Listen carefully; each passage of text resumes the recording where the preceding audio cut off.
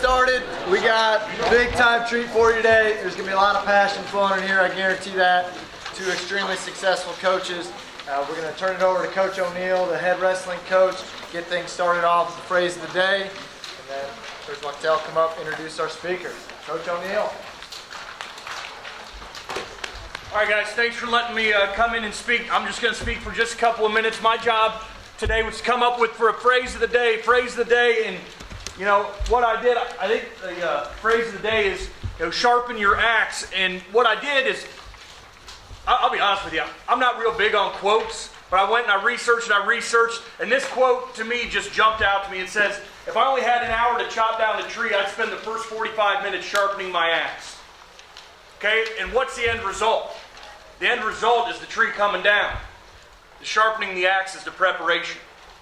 You understand me? And so whatever it is, whatever sport you're in right now, I mean, if you want to be the starting center fielder, here at Westfield High School on the baseball team, don't wait till April. It's too late. Okay? If your goal is to be the starting nose tackle next year on Westfield High School's football team, what are you doing today to make it happen? Okay, you're here. Why are you here? Are you here because you choose to be here, or are you here because your coach told you to be here? You understand me? Sharpen your axe every day. Look up to some of the coaches that you work with. Okay, and you ask them, hey, Coach, did you sharpen your axe every day when you were an athlete? And you know what they're going to tell you? They're going to tell you, probably not enough. I wish I could go back. And your high school career is going to be done.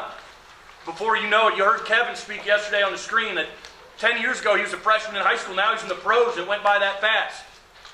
Okay, if you think about your high school career being an hour long, you better be spending all 45 minutes preparing for those competitions. You understand what I'm saying? Does that make sense? Every single day, you got to sharpen your axe.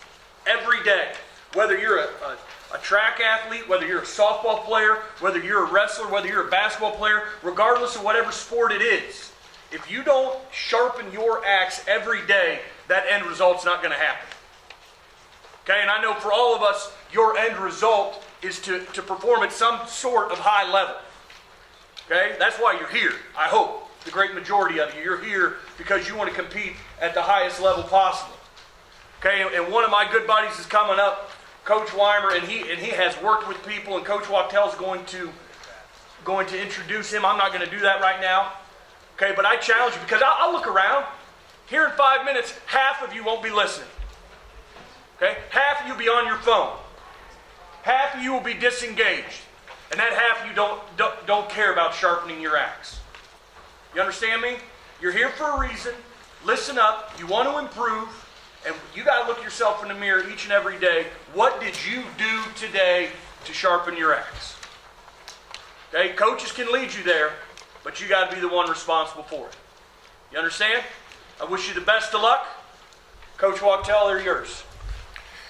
Oh, we've been doing this for a few years now, and I will tell you that I think it's great for you.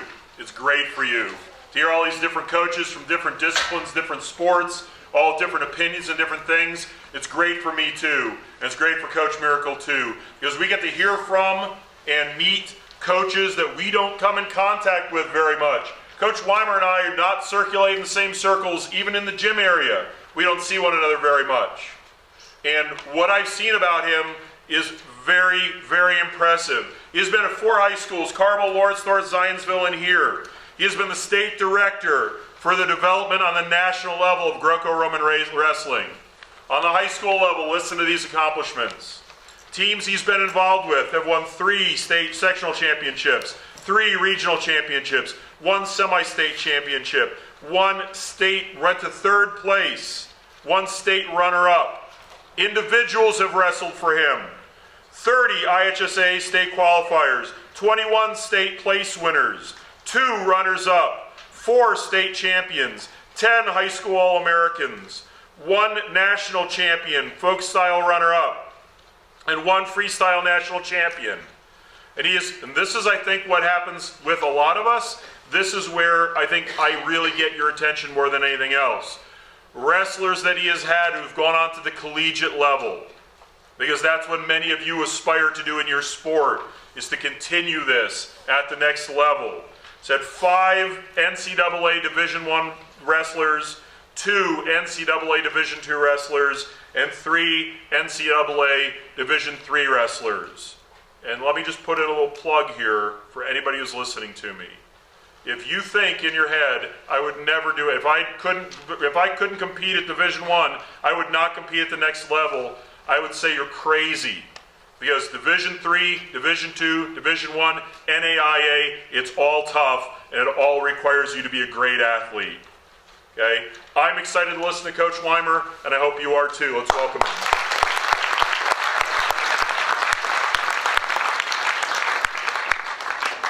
Hey everybody, how we doing today? I always do this with my watch because I'm always the guy that warms things up for our wrestling team, and I always got to start my watch whenever I start talking or doing anything. My name's Coach Weimer. Little background on myself. I'm the youngest of 4 boys. I had 3 older brothers, and basically I've grown up my entire life just trying to keep up with my older brothers, wanting to be like them. All my brothers were either individually an all-state athlete. My oldest brother Brian was in football, and he went and played college football at Georgetown, Kentucky. My brother Greg, the second one, he was on a state third place team with tennis, and he went in and played baseball and golf in college. My brother Daniel was on a state championship team, Floyd Central High School, in cross country, and then went and ran cross country and track in college. And myself, my forte is wrestling. So what I'm really excited about is everyone that I'm talking to today. I love talking to the cross country and the track guys. I love talking to the football players and the wrestlers and the basketball players and the swimmers. Okay, it's something that's really exciting because I grew up watching every single sport from the ankle biters all the way up to the collegiate level. And I've come together with what I want to talk about today is an elite level competitor. Okay, what it takes to be an elite level competitor. And what I'm going to talk about, everything that I'm talking about can fit into every single sport that you play. Okay, I might use an example with the wrestling thing because that's my forte, but you got to understand everything that I'm going to talk about, know that it fits you. So starting out on the first slide, coming up, you got to love to compete. That is the most important thing. You got to love to compete. Okay? It doesn't matter what it is. I love to compete in anything. If I'm at home with my 5-year-old son and my 6-year-old son, and we're playing Nerf gun wars, I want to compete and try to beat them and get a faster time than them. You love to compete in anything. Okay? You got to have a passion for competing. Doesn't matter what it is. If you're in the wrestling room, if you're drilling, or if I'm going to get up to the room first, I'm going to be the first one in there. I'm going to get my shoes on first. Okay? If you're on the football field, I'm going to be the first one in the locker room. I'm going to get everything on. I'm going to get out there, and I'm going to be ready. I'm going to be standing right there, and I'm going to try to beat the coaches out there. I'm going to be the first one ready. You always want to compete. You got to love that. Okay? I love when I always think about this when I think about like cross-country runners. I mean, there's nothing better, okay, to being able to, with your group, and you're standing on that line, whether it be the semi-state or the state championships, and you got your team there, and you're just looking down the line at all these other teams, and you're just like, let's go. Yep, I'm ready to go. I'm ready to just run. I'm ready to put it to you. You know, in football, I mean, God, you just got to love being, okay, whether it's 4th and 1, whether it's goal line, and you get down in your stance, and you're looking across from somebody, and you're like, son, I'm going to run right through you. And you just know it. You're just smiling. I mean, I had Coach Hills talking about that. Those opportunities in a wrestling match, when you step there and you shake your hand, and you're like, I'm going to just physically, mentally, spiritually, and emotionally break you in a respectfully way. But that's what's going to happen. You don't know you don't know what's coming. Okay? That's something you have to do. You got to be excited, enthusiastic, and passionate about competing. The next thing, like I say, there's no other place I'd rather be in a wrestling room. I say that to my guys all the time. And sometimes I get in trouble with my wife because the guys tell them, but I'm always like, besides hanging out with my 2 boys, there's no other place I want to be in here. And they're always like, well, why don't you ever say your wife? I'm like, well, okay, my wife too. I'm sorry. Don't ever say I said that. Okay? If you ever meet my wife, don't ever say that. But you gotta love to be where you're at. You gotta love that. If I'm shooting basketballs, if I'm on the basketball court, that's where I want to be. I don't want to be anywhere else but there. If I'm in the swimming pool and I'm doing laps, that's exactly where I want to be. There's no other place that I want to be than right there in that swimming pool doing, swimming my strokes, doing that. Okay? You got to love where you're at. You got to love getting better. You got to love to compete. And the great thing is you're all here. I mean, look at your buddy next, your left or right of you. That's your training partner. You got to compete against them. You want to say, I'm going to be better than you today. I'm going to run that sprint faster than you. I'm going to take you down 5 times. I'm going to get more takedowns than you are today. That's the fun thing about being a competitor. You got to love to do that. Number 3, embrace the opportunity. And you got to love to have that opportunity. I mean, I'll explain it, I guess, in a wrestling term. Okay? In a dual meet in wrestling, there's 14 weight classes in a dual meet, okay?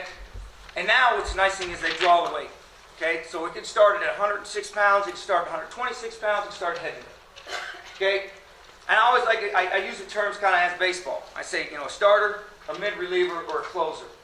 Okay? Those are kind of the 3 roles in a wrestling dual meet. Okay? You gotta love to be the one that's gonna start it off. It's gonna set the tone for the duel. I want to be drawn first. I hope my weight gets drawn first. So I can go out there and I can set the tone for this duel and get my team going and get that just momentum on our side. You gotta love to be that. And there's some guys that are on our team. Okay? Second one is that mid-reliever. What happens, okay, we're battling. And you guys, when I say this, I'm using wrestling, but I can sit there and talk about basketball, I can talk about anything.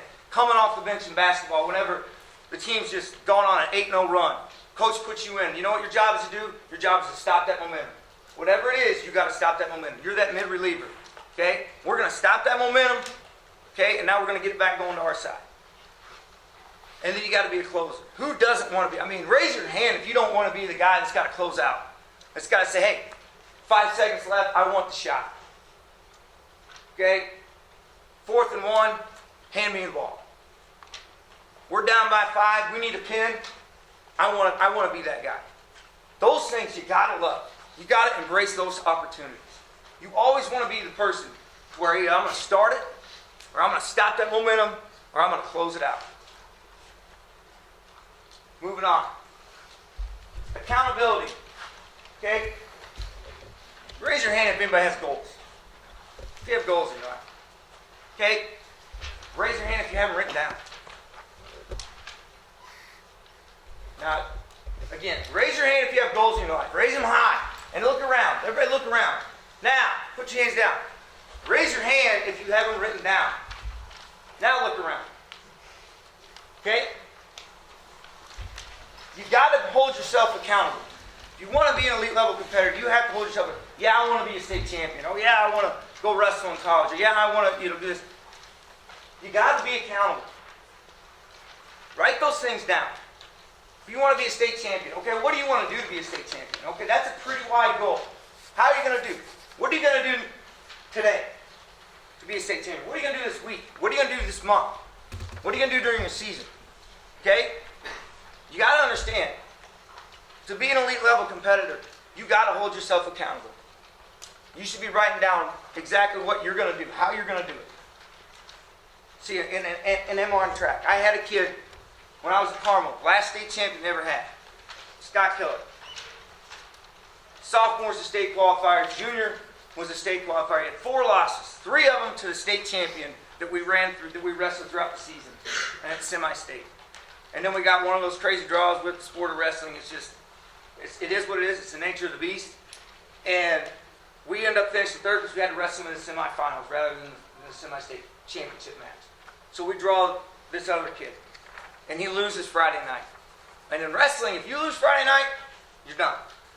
Hey, good job, you're a state qualifier. You lose Friday night, that's it.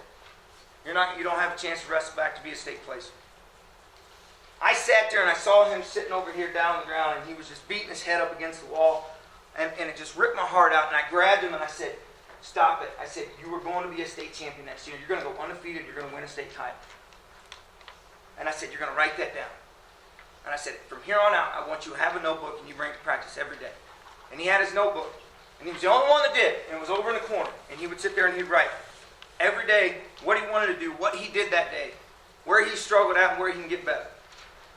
And then he would sit back and we'd look at it after a daily, we'd look at the week and see, hey, okay, we did well. Or we need to fix this and that. And we went through that, and this wasn't just during the wrestling season. This was the day after, in 2004, when he lost.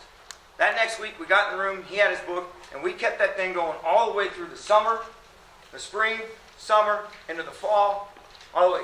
He ended up going 46-0 and winning the 126-pound state championship title that next year.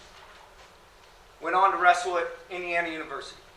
The 4-year wrestler there, wrestled in the Big Ten tournament, and one thing I'm proud of is that Carmel Wrestling hasn't had a state champion since then. Another thing is becoming a student of the sport. Ask questions, okay? Analyze other athletes. Dissect your philosophy and revamp it, okay? Ask your coaches questions.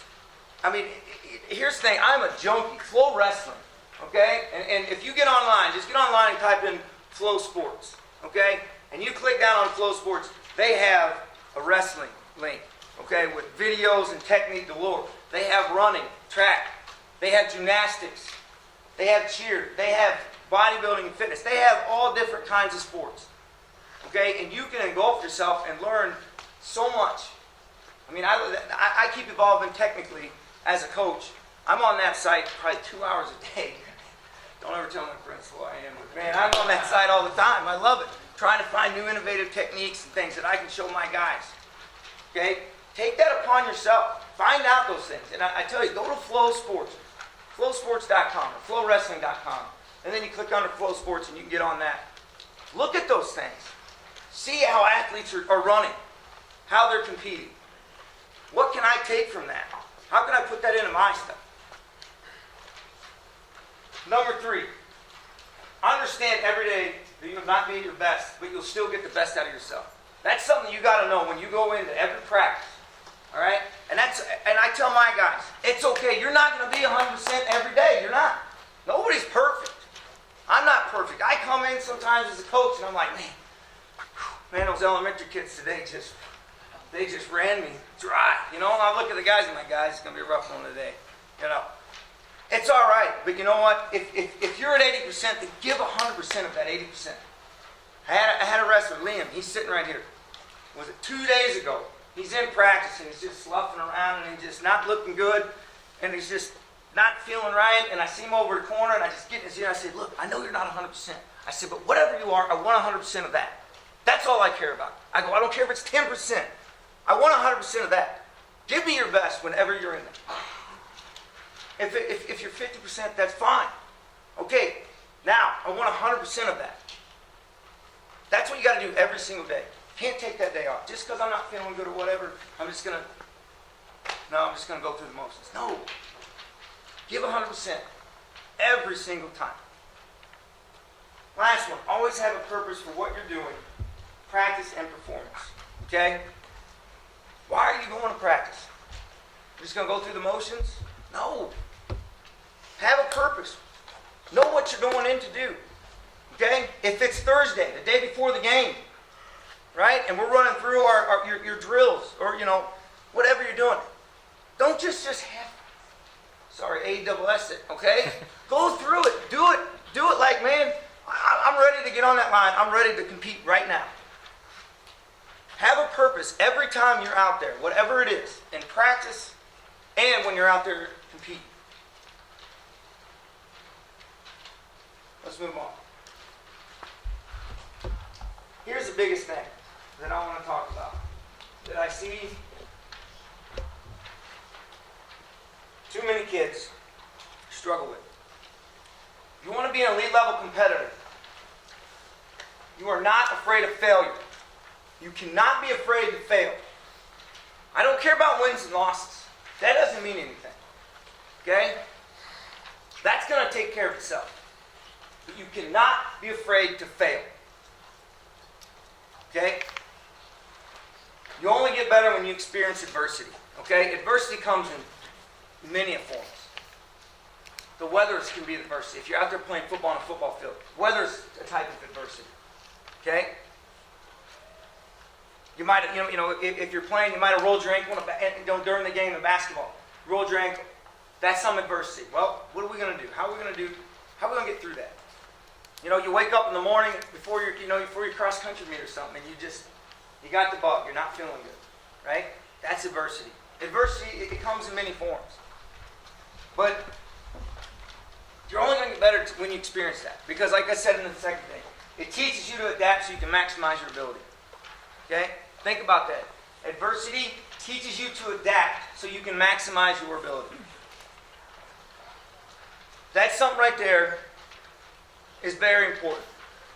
If I could have a wrestling, if I could schedule our schedule, I would have us wrestle. I mean, we have a tough schedule already, but man, I would even make it, if I could, I'd make it even tougher and tougher. So that every single match that our guys wrestled it was just against the hammer. It was somebody that just wouldn't stop. And I know right then and there, it's like, okay, you know what? You're in adverse situations all day long. That's the norm for you. That's all you know. So then you go out and you're competing, you're like, this is cake. Okay? Competing to win versus competing not to lose. That right there is when you're competing to win, you're not afraid of failure. When you're competing not to lose, you're scared to fail. You're only giving a little bit. You're only giving about 80%. You can never do that. You give it everything. You got to do whatever you do in life. And I'm even saying life. You got to give it 110%. You cannot be afraid to fail. I am not afraid to fail at all. I've become a better coach, a better husband, a better father, because I'm not afraid to fail. I know I'm going to freaking fall flat on my face. I know I am. I do it a lot of times. I probably fail 5 or